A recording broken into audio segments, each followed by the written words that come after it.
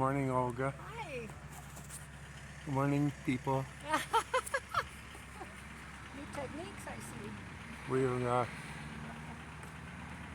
out of our B&B in Ohrid, and we're going to a bus to go to Bitola. About the father of Alexander, Philip II of Macedonia, and we'll see what that historical implication is.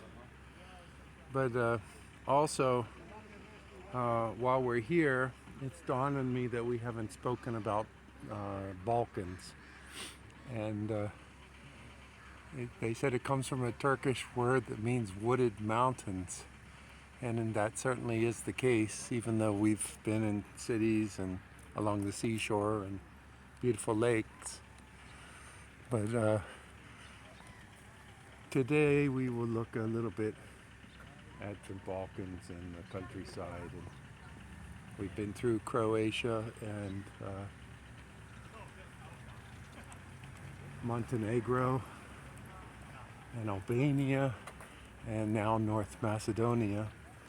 And in a few days we'll be going into northern Greece. And there's plenty of history, as we've seen, with the castles and the nobles and the fighting for independence and throwing off the Ottomans and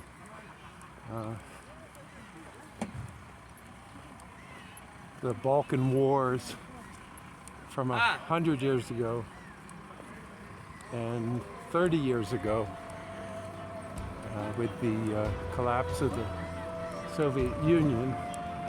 The local ethnic and cultural people jockeyed for power and position and territory, and probably under the surface it continues.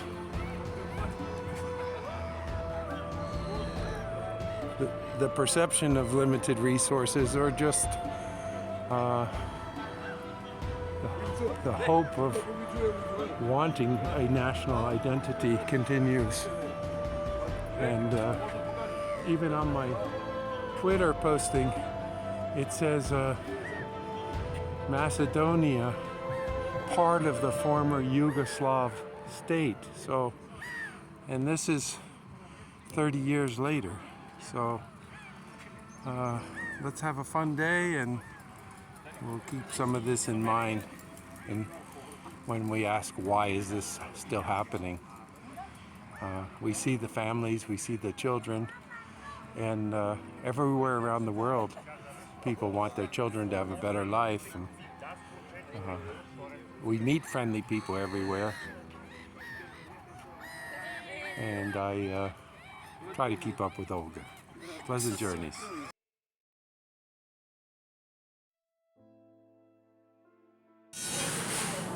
Good morning. We're sitting in a bakery. I had to search the town to find one, but if you go out to the cafe, you can get coffee, you can get alcohol, you can get anything to drink, and nothing to eat.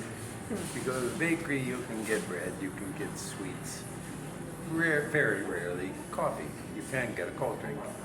So we have coffee, and then we go look for something to eat. And we found bread and cherry strudel. And we are in North Macedonia. And just had a discussion with a elderly woman, and she said, I consider myself Yugoslavia. And Croatia and Montenegro and Albania and Serbia and North Macedonia are all just parts of Yugoslavia in her mind. Only the politicians have changed. So our theme has been the Balkans the last couple of weeks. And I don't know that we can grasp the potential strife between sex and cultural enclaves and not Macedonia and North Macedonia. These things continue to come up. Olga has opinions. She generally keeps them to herself. Not. But the lady who said I'm Yugoslavian invited us to ride in the car to our destination. And I blatantly refused. No, not riding with that. Not listening to her for the next 2 hours. Yeah. But she had expressed her opinion about the American situation and specifically Joe Biden, president. She wasn't very nice about that. And, I disagreed with her, and that did it. You know, I did agree with her that you have to think hard before you put someone into that high office. Sure. But the American model is something of its own, and we don't comment on politics much. Occasionally we'll laugh, but well, it is better not to speak about it if you want to keep the peace, because it's a rare individual that sees things exactly the way you see things. So, you know. Or that is willing to listen Right. to what your opinion is. Yes. Yeah. So So this didn't go well in that sense. I used my example of being in India and asking the man where I can buy a map, and his answer was, "Where do you want to go?" So culturally, we will continue to travel, meet people, explore, and attempt to learn the art of being a good human being. Yes. Pleasant journeys.